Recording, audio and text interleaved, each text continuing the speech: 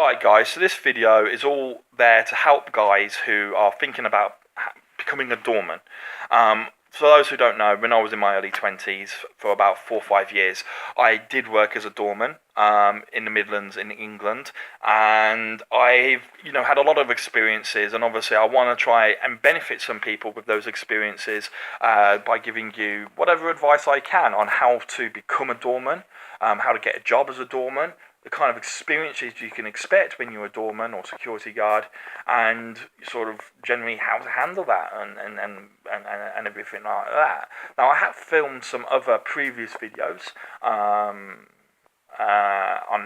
my experiences as a doorman, and they're quite personal videos in the sense that they're my own individual experiences over the years, or at least a fraction of them. Obviously there's a lot more stories to tell, but there's some of the stories, and I'd recommend watching them. If you like this video or you're serious about becoming a doorman, watch those videos because they will give you some insight on what it's like to be a doorman. Now, obviously, every country is a little different. So I live in England and I worked in the Midlands in England, okay? And so my experience as a doorman will vary to other experiences of other doormen in England, but it obviously might vary considerably to how it would be, like, for example, in America or Europe. But nonetheless, it gives you an insight on some of the stupid things people can do, because at the end of the day, as a doorman, your job is to handle stupid people or drunk people. I'm not saying they're stupid in real life, but when people are drunk or intoxicated or high on drugs or anything like that, they are stupid idiots half the time, and obviously they will do things that they will regret, but it is your job to handle it there and then, essentially, okay? And so I recommend watching those videos just to get a brief glimpse, and it really is that, a brief glimpse on some of the things you can expect, and certain things that I experienced and how I handled them, okay? But this video is more of a general advice video for those who are interested, but maybe don't know what to do to become a doorman, how to get a job. Maybe you've got a license, but you don't know how to get a job. This is a video for you. Okay, and it will also have some, general advice in there as well for my own personal experiences. Okay, now a lot of the comments I've had on previous videos are from guys who are generally quite big, actually, sound like quite beasts, absolute monsters, saying I'm this tall, I'm 6'8", weigh 300 pounds, so on and so forth, right? They go on like this: am I big enough? Am I strong enough to be on the door? So on and so forth, right? I mean, I'll give you my dimensions first before I answer that. Myself, I was probably the biggest doorman on my door. I wasn't the tallest, but I was the biggest. I was the biggest combination of height and body weight. There were guys who were a bit heavier than me, but maybe had a bit of a belly as well. And there were guys who were taller than me, but not as muscular. I had both height and muscularity. I was also the youngest on the door, so I hadn't fully matured at that point. As I say, I was in my very early 20s, yeah? And my proportions is I'm 6'3", and at the moment I weigh about 17 stone 7, okay? In UK stone and that, which is about just over 110 kilos, so it's about 110, 115 kilos, and my biggest I weighed 120 kilos, so that's 19 stone, that's quite big. That was me at my biggest, but when I was in my early 20s, I was around the time rate I am now. I'm a bit more muscular now, but I'm also a little bit slimmer also, I'm a little bit more athletic with it, physiques change as you get older, and you should train more and all the rest of it. But I'm naturally described as quite a big lump of a lad, I've naturally got quite a lot of size, and I know how to use it as well. Now, I was, as I say, one of the biggest, but there were smaller guys on the door. In fact, there were sometimes quite average size guys on our door. And what I will say is it really depends what kind of place you want to handle. Now, size, it does help. It intimidates the guys, or allows you to intimidate the guys easier if you have to intimidate people. And believe it or not, most of the women are going to give you an easier time as well, because they might fancy it, because women on the whole do tend to fancy the bigger guys, unless you've got a face like Quasimodo or something, but nonetheless, if you're big and you're strong, I suppose it's just that kind of alpha male thing or whatever, I don't know, but you tend to get a little bit of an easier time from the ladies also. But if you're not big and strong, then that's not necessarily going to hold you back also. The most important thing or quality that you need to have to become a doorman is just the ability to handle people. Now you can, yeah, I mean, look at fucking Bruce Lee for example. Okay, he was athletic and all that, but he was quite small at the same time. He'd beat your ass. He'd beat any of our asses, right? You know what I'm trying to say? So if you can handle yourself on the physical side, then you don't need to be big and strong if you want to handle some of the hardcore doors, the rough doors, yeah, the old-fashioned doors. But if you're working at a very nice posh bar, high-class restaurant, or I don't know where, wherever security is required, but isn't really there for an intimidating presence, but more of a greet and welcome, like, all right, hello sir, how are you? Hope you enjoy your evening tonight. More the posh VIP clubs, those kind of places. Then, to be honest, it's more important to have the gift of the gab, the ability to talk, the ability to be polite, have good manners, and you can be any size and strength for that. So it really depends on what kind of job you want to get. Obviously, the bigger and stronger you are, the more options you have, to be honest, because you can handle the rough doors, but as long as you can talk with it as well, you can do the nice doors. It really depends what kind of place you want to go to. Now, I'll be brutally honest, most people, in England at least, and I assume it's the same in America and Europe, who get their doorman licenses, who do want to work within the security industry, won't be working the hard pubs. Okay, it's the kind of places where a lot of guys want to work because it's seen as where you get, you have to bang people out. It's where, there's sexual depravity and all the rest of it because the girls are more open and all the rest of it. We've all seen the movies, right? On how, sometimes doormen are portrayed in that sense, or how the life of the doorman is portrayed. And to be honest, there ain't no smoke without fire. It can be like that. And the real rough doors are very much like that, okay? But a mass majority of people who get a security license, the truth of the matter is you'll be working within a mall, a shopping mall, a shopping precinct, something like this. You'll be working outside of a sort of maybe a jewellery store which has expensive jewellery and has either been robbed before or doesn't want to be robbed. You're there as a preventative measure, but you're just standing there all day doing nothing. Probably not even talking to anyone, right? You possibly working in chicken shops, believe it or not. They're all kebab shops, fish and chip stores and stuff. They often have security. Or you might be working down the bingo, okay? You'll be working in Harvey Nichols. They have security guards there. These are the kind of places which unfortunately, or not unfortunately, because they're easy places to work. You're not going to get problems. You're not going to get trouble. But these are the kind of places, or you'll be doing the night shift at a place of business, like an office block, as a sort of over-the-night guard. And that's the brutal reality of it. The mass majority of guys who get security licenses will be doing just standard security work. They will not be working on the doors because there's not a lot of work on the doors, and it's very specific requirements for you to work on the door. Okay, in England especially, you need what's called a Grade 2 license because liquor for the Americans, or alcohol as we call it in England, when alcohol is served on the premises, you must have to work as security a level 2 license. And I assume it's a similar situation in some of the states of America at least, okay? You must have a Grade 2 license because you're not allowed to work as a doorman where alcohol is served without Grade 2. A lot of people have Grade 1, which means that they're not allowed to do any security work at, obviously, nightclubs, bars, anything like that. So make sure when you apply for your license and you do your training, that it's Grade 2 if you want to work anywhere that serves alcohol, okay? That's just for licensing purposes. And as I say, I don't know the American law, but I imagine you've got a similar law, so make sure that your license allows you to work in alcohol-serving areas. Okay, that's the first and foremost thing if you want to get a job in that area. I recommend going for it anyway because at the end of the day it gives you more options for jobs. It'd be a shame for you to get your Grade 1 license thinking you're going to be doing CCTV work, for example, and you do get an offer to work on a nightclub and it's good pay and you think, oh, I could do that, but you haven't got the license. Well, you're fucked. Go away. You're not going to get employed. Because there's a massive fine and a possible prison sentence if you work on places without the correct license, right? So. Make sure you get the license is what I'm saying. That applies for you. Now, it's harder to get a Grade 2. There's more work involved, more tests, and all the rest of it, and more requirements, but it's not too difficult to get either,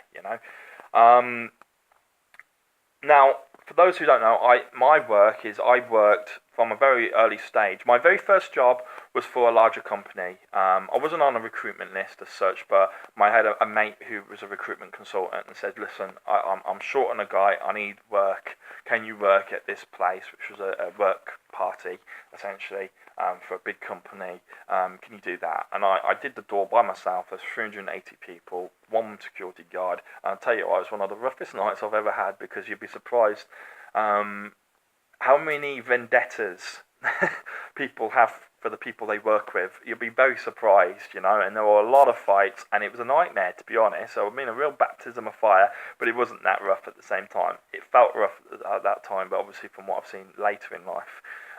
But it was a hard baptism of fire being by myself. If there was two doormen, it would have been a lot easier to handle, but it was an okay job. But after that, I mean, I was recruited quite early on, because I train, I do gym work, and I did a lot of boxing. I do a lot of boxing and stuff, and I have done since a young age. A very good, competent boxer, you know, a martial artist, and I was cherry picked or headhunted, because the people at the gym where I trained, there was a few doormen there already, and they offered me work.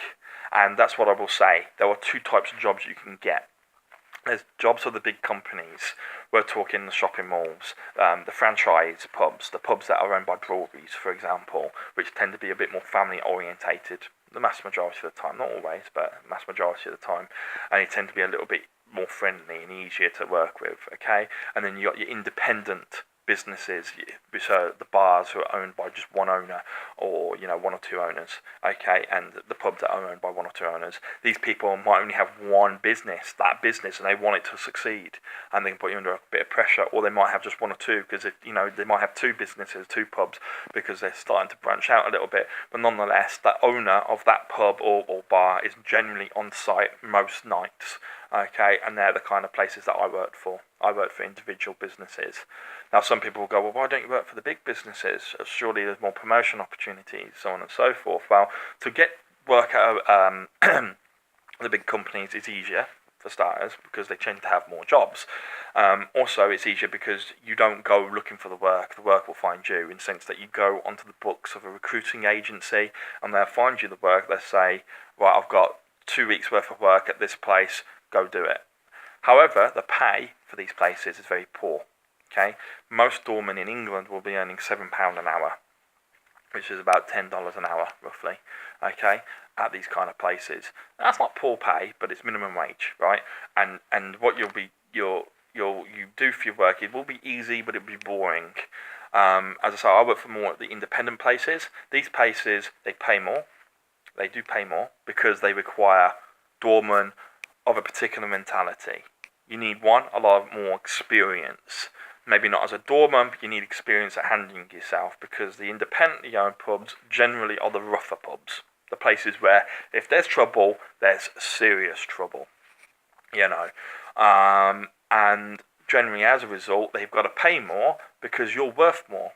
Okay, and I would the least I earned, the very least I earned, which was when I started, was £10 an hour, which is more like $14-15 an hour. So there's a big difference in pay.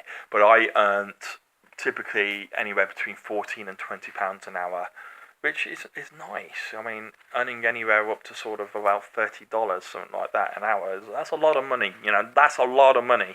And the thing with becoming a doorman, one of the things they don't tell you is there's not a lot of money in the work. You'll tend to have a second job.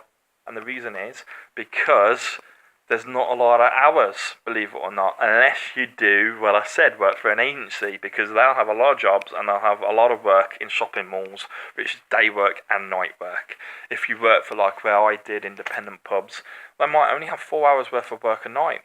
Friday, Saturday and Sunday, so that's 12 hours work a week. That's not a lot of work. Even if you're earning a decent wage per hour, it's not a lot of money to live off, and so you tend to have to get a second job. The difference is if you work for a strip club, they're the ideal places to work if you're more of an independently owned business person like I was, where you get work based on reputation and word of mouth and being known to be a good doorman, so to speak. Strip clubs pay generally a minimum of £20 an hour, and they're open from 9 o'clock in the morning sometimes to 4, 5 o'clock in the morning. I mean, there's only a few hours every day that they're closed, and they're open 7 days a week. speak. They're the best places you can work because they pay a lot and the work is generally quite easy because most of the guys, you know what, they're there for the women and they respect the women most of the time too. You know, when I say I respect the women, I mean they don't cause trouble, so to speak, very rarely. And to be honest, most of the time the girls can handle it themselves. They're quite hard, streetwise, the girls at such places. But these are the kind of jobs which you aim for. You're not going to get it straight away. It might be 4, 5, 10 years down the line that you get an opportunity at those places because the very top doorman, the doorman who typically employ you, your head doorman, will be the ones getting the job, and they're not going to pass it down to you. You understand what I'm trying to say? So you need to be at least a head doorman to be able to hopefully stand a chance at getting a job at these kind of places, or at least a permanent job at these kind of places, right?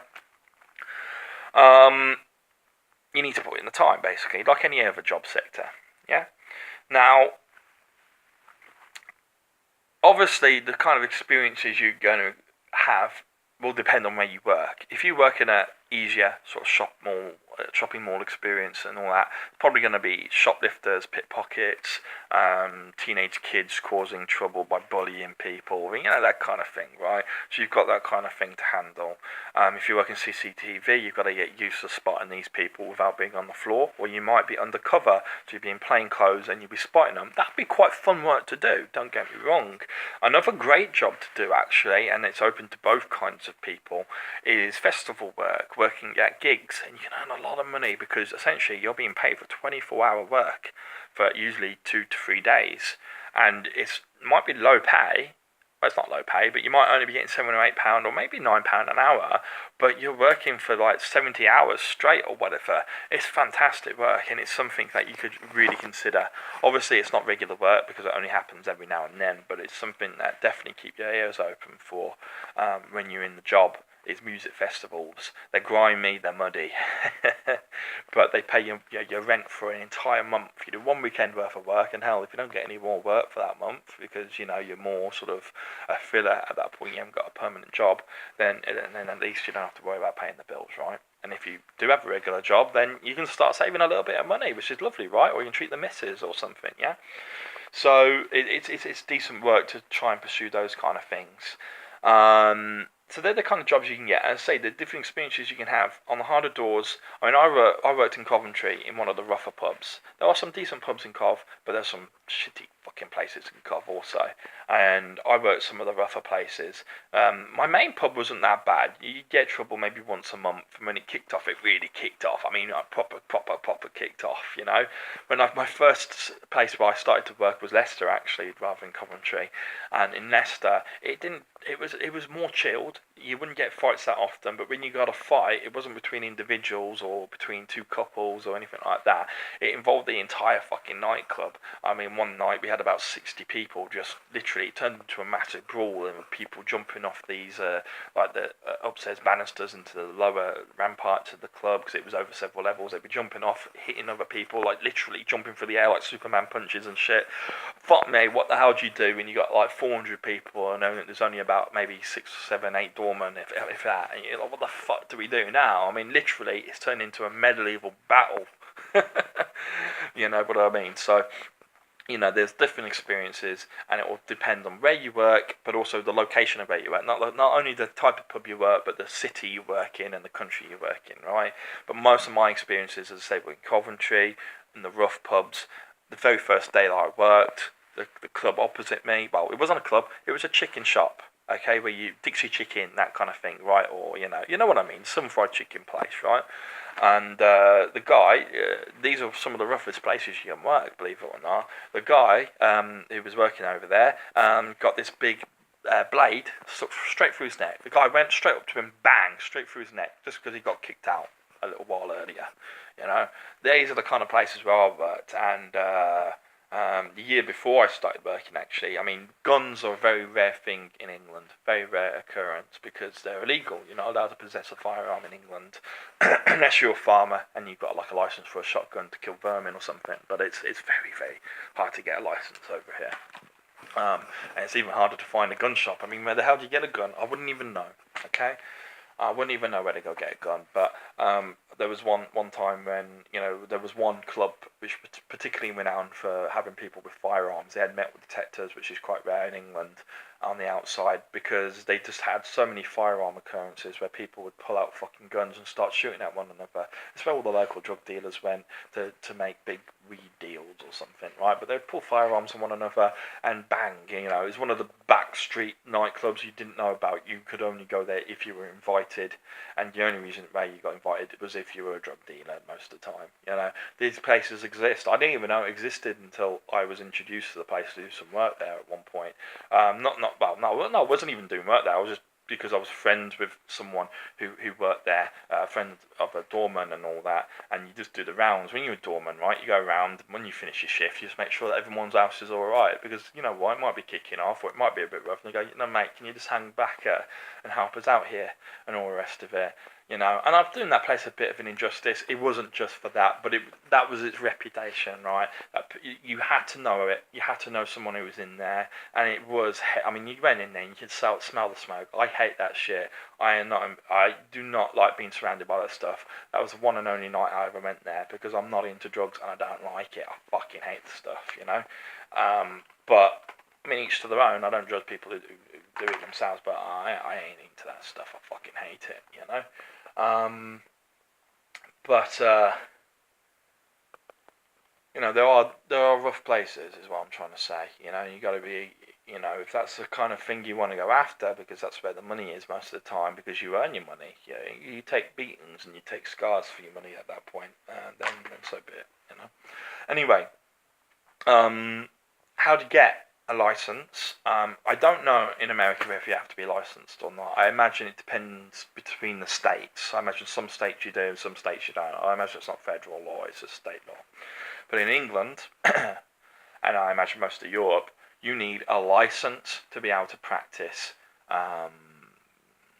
door licenses. Now, if your country doesn't need licenses, this is the last thing I'm talking about, so feel free to switch off the video here, and if you're interested, in case you want to come work for England, then that. I mean, you can't come to England and work as a doorman unless you have an SIA license or equivalent, if it says that it allows you to work, because the SIA license allows you to work abroad as well as a doorman. So unless you have the equivalent in your country, you're going to have to learn about this anyway. But if you don't want to have a license because you don't need one, switch off now, guys. This isn't for you unless you're interested, okay?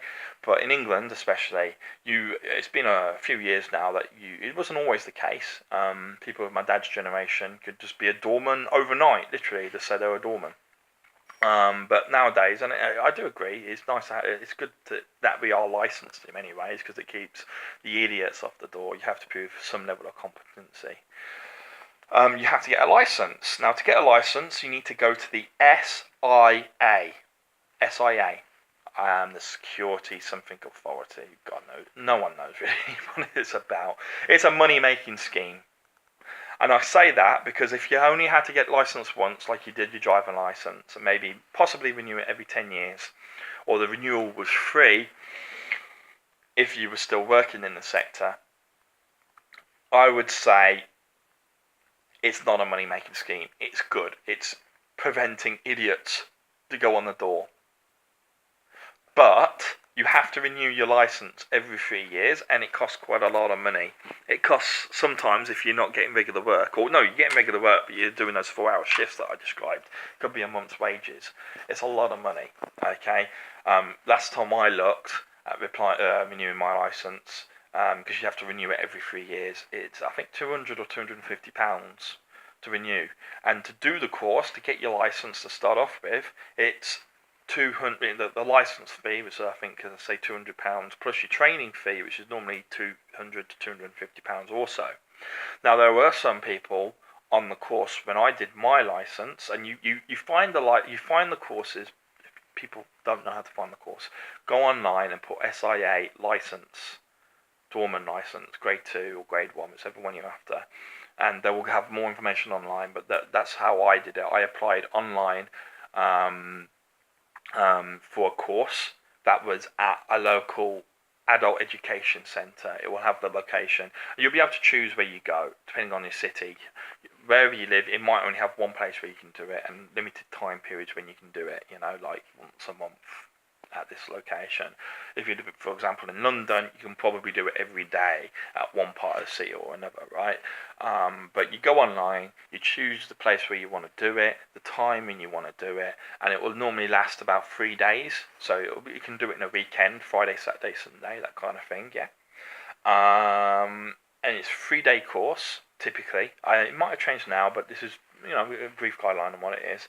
Because when I did my training, it was nearly 10 years ago, so things are going to possibly be a wee bit different now, right? But you do 3 days of basically sitting in a classroom. You learn the health and safety stuff. You learn how to evacuate a building. You learn the basics of anti-terrorism. You learn all these things that most of the time you're not going to know and not going to use. The one particular thing that I will recommend you learning is learning the phonetic alphabet, so Alpha, Bravo, Sierra, Delta, Echo, Foxtrot. Okay, now that's the British version. I know the Americans use names more than what we use. For example, I don't know what Alpha Bravo Charlie. That's what we use, isn't it? But as I say, I don't Alpha Bravo Charlie Delta Echo Foxtrot. Golf Hotel. Anyway, it's going to be a little bit different for you. But learn whatever phonetic alphabet is for you, because you will use it on the radio. Okay, radios are a big part of your job. So even if it's just communicating with the local authorities, you will have a radio that will have a red button where you can bring in where it essentially tells the police you're in trouble and you need police support. Also, you'll have a radio. The radio is to sign in and sign out for the local security. I assume it's the police or the local authorities. You don't really tell you who you're talking to. You just go, whatever the code for your pub is, like Golf 22, for example. Golf 22, signing in, thank you. They go, and then you got to do the same when you sign out. That means that they know there's security there or not, and they make sure that they're watching on the security cameras if there's any trouble. Right? But that's just, so you need to know your phonetic alphabets. Now, most of the guys will be like, do you learn how to fight? Do you learn, a little bit of MMA and chokeholds and all that? Well, the third day of your training, or the last day of your training, depending on how long your course is, will involve probably 1 to 2 hours, probably 2 hours worth of physical training, where you learn the basic chokeholds. Now, we're not talking neck holds, And what I will say is no. Basically, I will tell you this: no, you don't learn how to protect yourself. You learn a little bit of drag and, sort of evict techniques. So you learn how to drag people out of a nightclub and throw them out. But you don't learn anything significant. Okay?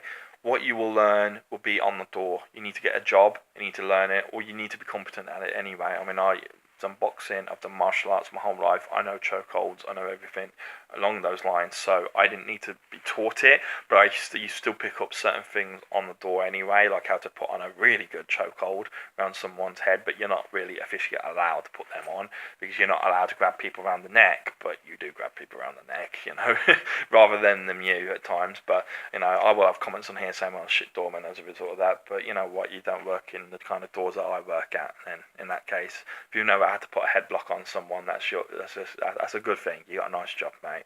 But otherwise, fuck off if you think you're going to disrespect me on the comment section. We all have different kinds of places of work, But there are rough places, and you have to be rough, And as I say, a lot of that you won't pick up. They won't teach you that, and quite rightfully so as well. They're not there to train thugs or anything. But unfortunately, if you have to be a little bit thuggish because of the place where you work, well, it's either in your nature. You know it already, and to be honest, to get a job at these kind of places, you need to know it already. Okay, now what I will say is, to get jobs, as I say, you've got the agencies, and in the independent, well, that's a training. Once you've done your training, then getting jobs is you either go for an agency and you get an agency job, or you're like myself, you're picked up because of a reputation or whatever. Okay, and that's going to be more of a rare exception. People think they can come up to you when you're on the front door, and they'll come up to you and go, and I respect what they're doing. I've done it before with labouring jobs for factories and stuff, where you go, you got any work, mate? I'll do anything. Give us some work. If you've got it, I'll do it, you know. But they'll come up to the front door and they'll speak to you, either yourself, but you go talk to head doorman, okay? Or go to your head doorman and they'll go, listen, guys, you got any work? Or I'm getting my SIA license. I haven't got it yet, but I'm getting it in a couple of weeks' time. When I get it, if there's any work about, or any of you are ill or whatever, give us a phone call and they give you the number. The guy will go, yeah, all right. So they'll come to me because I was the nice guy. I was the one who dealt with nice people. My head doorman was typically the one who dealt with arseholes because he was an arsehole himself. Fight fire with fire most of the time. And if it kicked off, obviously we both deal with you. But you know the way that you talk depends essentially on who you deal with. Anyway, there you go. Talk to Ali, and they come to me and give me a number. Okay, you walk off down the street. You go, yeah, fucking delete that number. Straight away, as soon as you're out of sight, yeah, fucking delete it. The doorman, they're not going to want your number. They don't give a shit, okay? They're not there to give you work, and they don't want to give you work, okay? Because there's more people in the job, there's less time for them to get to work. I mean, it's an unfortunate fact, but that's what it's like, you know? I always kept the numbers because I always wanted the idea of having my own security company maybe one day, and at least then I've got a list of numbers on people who I can potentially employ.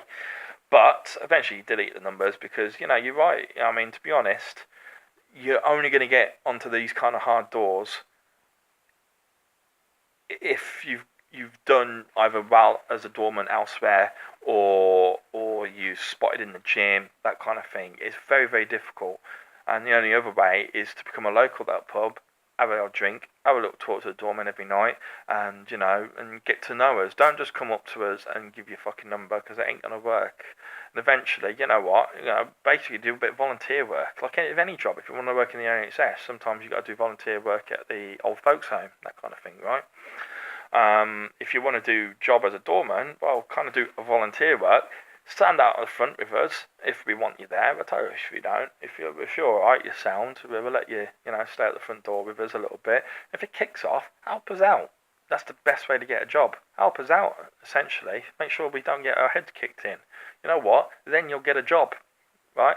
So that's my only real advice on that, on how to get a job. It's hard. It is hard. But eventually, perseverance often pays off. I hope that answered all your questions. If not, put it in the comments. I'll do a second video. Well, this will probably be like a sixth video. I've got about 5 videos on bouncers, but this is an introductory video. It's gone over half an hour. Fuck me, I thought it would last 5 minutes. But I hope you liked it, guys. If you're still tuned in, then god damn it, you got a lot of perseverance, and you should be able to get a job anyway.